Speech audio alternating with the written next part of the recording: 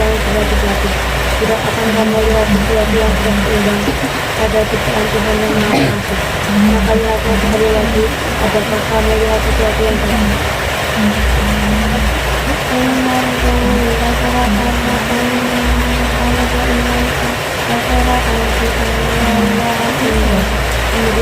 Kemudian ulangi pandanganmu sekali lagi dan sekali lagi.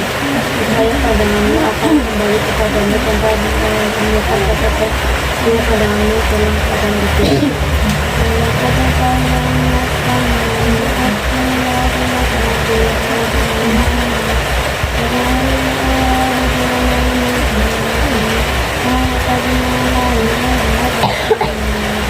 Maksudnya telah kami lihat di langit terdekat. Kemudian dan kami tujukannya benar-benar itu sebagai ayat yang datang, dan kami sediakan bagi mereka ayat mereka yang mengalami. Mengadili Allah dengan segala firman. Allah Subhanahu Wa Taala yang telah memberikan rahmat dan karunia sehingga kita semua dapat berkumpul di tempat ini tanpa ulang apapun. Kedua kalinya, salawat serta salam semoga tetap dilimpahkan kepada baginda Rasulullah Muhammad SAW. Karena beliaulah yang telah membawa umat Islam dari zaman jahiliyah menuju zaman Islamnya.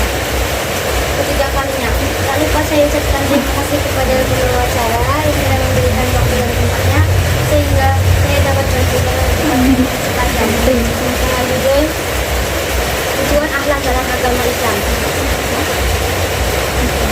Tujuan yang mempraktekkan akhlak yang mulia dalam agama Islam adalah mencari ridha Allah. Tujuannya bukan untuk mencari pujian manusia, karena itu merupakan perbuatan pria yang dilarang oleh Islam. Tujuannya juga bukan untuk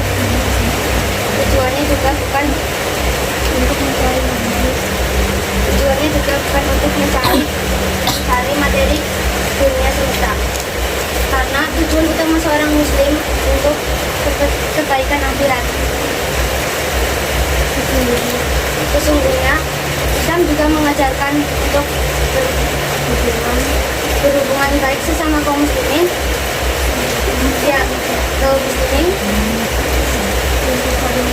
untuk saling mengasihi, menolong dan mementingkan kepentingan dunia orang lain. Dalam hubungan baiknya dengan orang tua, istri, anak, kerabat, dan tetangga dan seluruh kaum muslimin. Bahkan juga berhubungan baik dengan non-muslim yang tidak memerangi kaum muslimin. Demikian juga berbuat baik kepada hewan dan alam sekitar, sehingga membimbing kaum muslimin untuk berhias dengan akhlak yang mulia dan berlindung di bawah naungannya. Sekian pidato yang dapat saya sampaikan. Apabila banyak kesalahan, saya mohon maaf sebesar-besarnya. Assalamualaikum warahmatullahi wabarakatuh.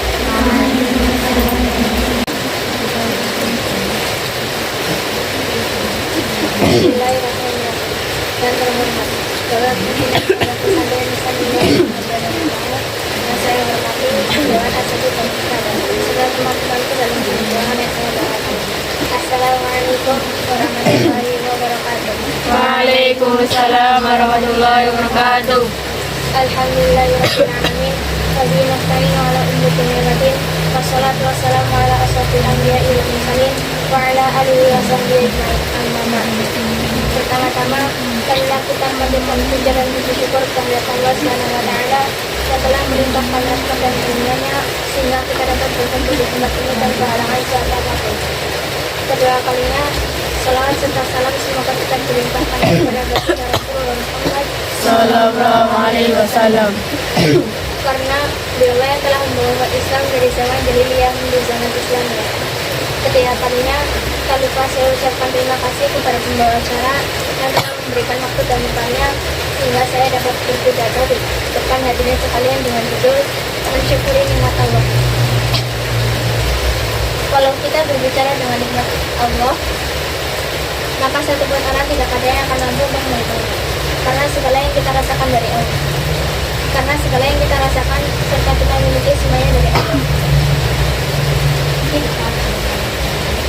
Kita bisa berjalan menuju tempat yang berbahagia ini merupakan anugerah dari Allah. nikmat dari Allah, jangankan kita bergerak. Bergerak pun kita tak akan mampu. Berkaitan dengan pentingnya mensyukuri nikmat Allah yang telah diberikan kepada kita sekalian, maka Nabi Shallallahu Alaihi Wasallam bersabda, yang artinya membicarakan nikmat Allah itu adalah mensyukurinya, dan meninggalkannya adalah kufur. Dan orang yang tidak mensyukuri akan yang sedikit, berarti tidak mensyukuri yang banyak. Dan orang yang tidak mensyukuri manusia, berarti tidak mensyukuri Allah. Dan berjamaah itu rahmat, dan bercerai-berai itu siksa. Hadis riwayat Baihaqi.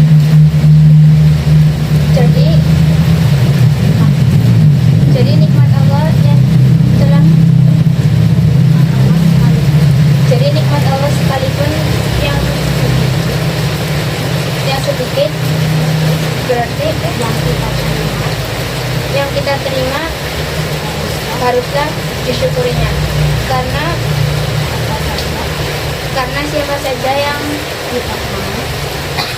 siapa saja yang tidak mau bersyukur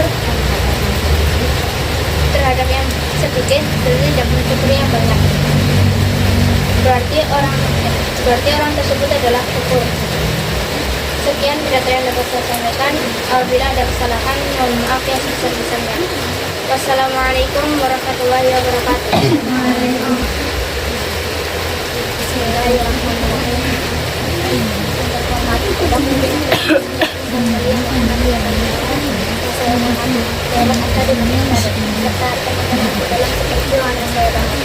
Assalamualaikum warahmatullahi wabarakatuh. Waalaikumsalam warahmatullahi wabarakatuh. Alhamdulillahirabbil alamin. Wassalatu wassalamu ala asrofil anbiya wal mursalin wa ala alihi wa sahbihi ajmain. Pertama-tama, marilah kita panjatkan puji dan syukur kepada Allah Subhanahu wa taala yang telah memberikan rahmat dan karunia-Nya sehingga kita dapat berkumpul tanpa halangan suatu apapun. Kedua kalinya salawat serta salam semoga kita dilimpahkan kepada baginda Rasulullah Muhammad Sallallahu alaihi wasallam. karena beliau yang telah membawakan Islam dari zaman jahiliyah menuju zaman Islamnya. Ketiga kalinya, tak lupa saya ucapkan terima kasih kepada pembawa acara yang telah memberikan waktu dan tempatnya, sehingga saya dapat beribadah dengan hadirin sekalian dengan judul makna sabar dan hakik kesabaran. Secara bahasa, sabar memiliki mencegah dan menahan diri. Secara syariat, sabar memiliki arti mencegah.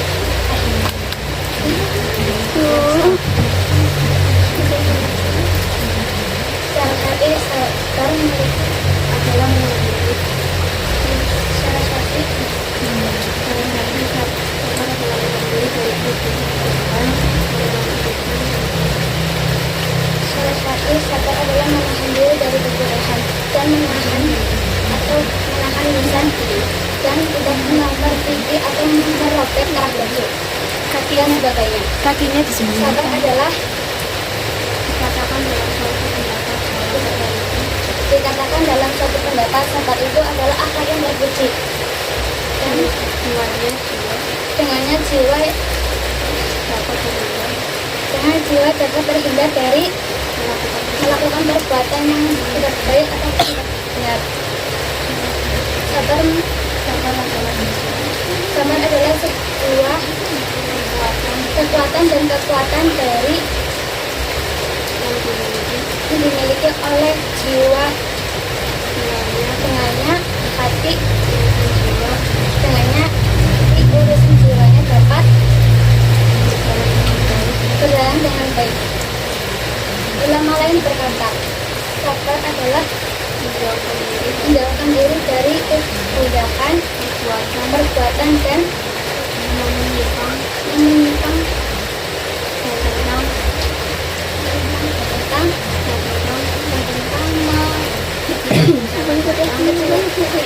datang. Ulama lain berkata, membela serta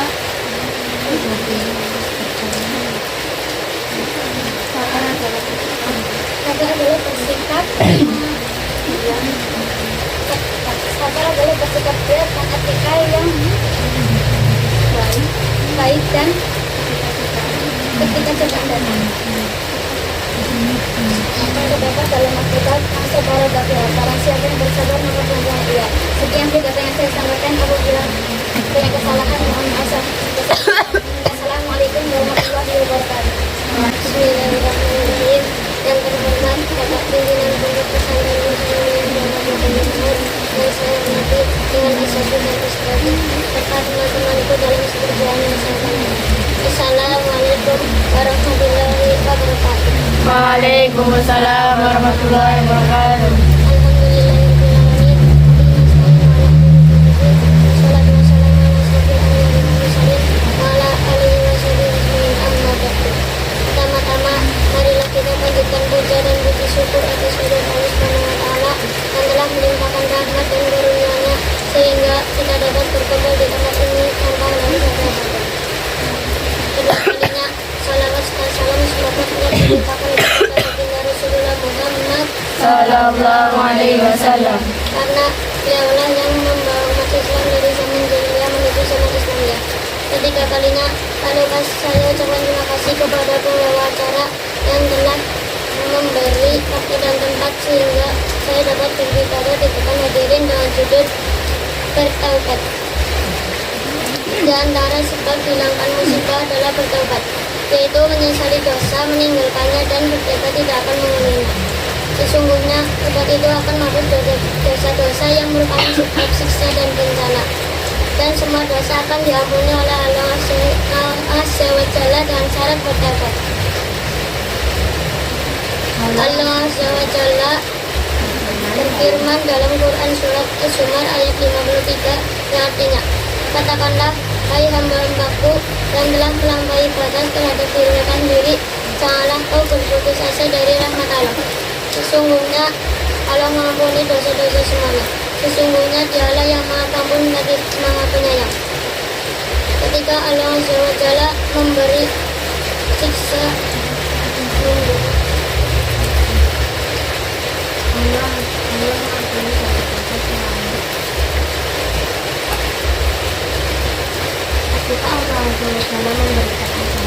ketika Allah Azza wa Jalla memberi ancaman siksa jahanam dan siksa yang membakar orang-orang kafir yang telah membakar orang-orang beriman, Allah Azza wa Jalla mensyaratkan ketika mereka itu tidak bertobat. Artinya, ketika mereka bertobat, maka ancaman itu hilang. Allah Azza wa Jalla berfirman dalam Quran surat Al-Buruj ayat 10 yang artinya, sesungguhnya orang-orang yang mendatangkan cobaan kepada orang mukmin laki-laki dan perempuan, kemudian mereka tidak bertobat, maka bagi mereka azab jahanam dan bagi mereka azab neraka yang membakar. Sekian pidato yang dapat saya sampaikan. Apabila banyak kesalahan, mohon maaf yang sebesar-besarnya. Assalamualaikum warahmatullahi wabarakatuh. Bismillahirrahmanirrahim. Yang terhormat Bapak Pimpinan Pondok Pesantren Muslimin Muhammad yang mau yang saya hormati, Dewan Asatidz dan saudara serta teman-teman dalam perjuangan yang saya banggakan. Assalamualaikum warahmatullahi wabarakatuh. Waalaikumsalam warahmatullahi wabarakatuh. Alhamdulillahirabbil alamin. Wa bihi nasta'inu ala umuri dunya wa din. Wassalatu wassalamu ala asyrofil anbiya'i wal mursalin wa ala alihi wa sahbihi ajmain, amma ba'du. Pertama-tama, perlu kita berikan puja dan bersyukur kepada Allah SWT yang telah melimpahkan rahmat dan karunia-Nya sehingga kita dapat berkumpul di tempat ini tanpa ada sesuatu apapun. Kedua kalinya, tak lupa selalu tetap salam semoga tetap limpahkan kepada baginda Rasulullah Muhammad Sallallahu alaihi wasallam. karena beliaulah yang telah membawa umat Islam dari zaman jahiliyah menuju zaman Islamnya. Ketiga kalinya, tak lupa saya ucapkan terima kasih kepada pembawa acara yang telah memberikan waktu dan tempatnya sehingga saya dapat berpidato di depan hadirin sekalian dengan judul Adab Membaca Al-Quran. Siapa di antara kita yang ingin menjadi yang terbaik, ingin jiwanya tenang, ingin hidup selamat dunia akhirat, meraup banyak pahala. Semua kita tentunya ingin kebaikan, ingin hatinya tenang, ingin tidak bermasalah. Namun terkadang kita lupa langkah untuk mewujudkannya. Buktinya banyak sekali kaum muslimin yang belum pernah, yang kurang berinteraksi dengan Al-Quran dan tidak sedikit pula dari mereka yang belum pernah menghatamkan membaca Al-Quran walau sekali seumur hidup. Padahal banyak sekali dalil yang menunjukkan keutamaan dalam membacanya, baik dari Al-Quran sendiri maupun dari sunnah Nabi Sallallahu Alaihi Wasallam. Dan ada pun beberapa adab dalam membaca Al-Quran. Yang pertama, mengikhlaskan niat karena Allah, bukan karena materi dunia ataupun karena pujian. Yang kedua, membaca dalam keadaan berwudu. Namun, ulama tetap menilai boleh apabila membacanya dalam keadaan tidak berwudu. Ketiga, membacanya dengan tambah pelan dan tidak tergesa-gesa. Keempat, memperdengar suara dalam membacanya. Dan kelima, memulai bacaan Al-Quran dengan tahun. Allah berfirman yang artinya, dan apabila kamu akan membaca Al-Quran, maka minta perlindungan kepada Allah dari godaan syaitan yang terkutuk. Quran Surat An-Nahl ayat 98. Dan ada pun 4 ucapan yang paling disukai oleh Allah SWT, seperti hadis berikut.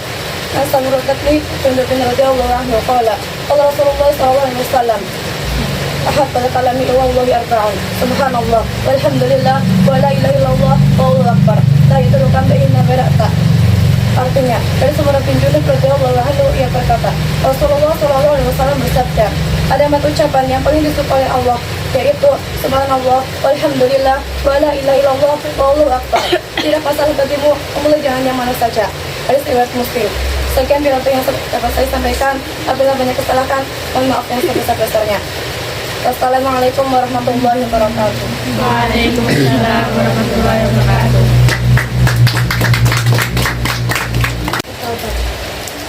Berbagai bentuk yaitu menyesali dosa dan mengampuni. Di antara sebab keluarga mereka adalah bertaubat. Maka orang bertaubat akan diampuni dosanya dan diberikan pahala.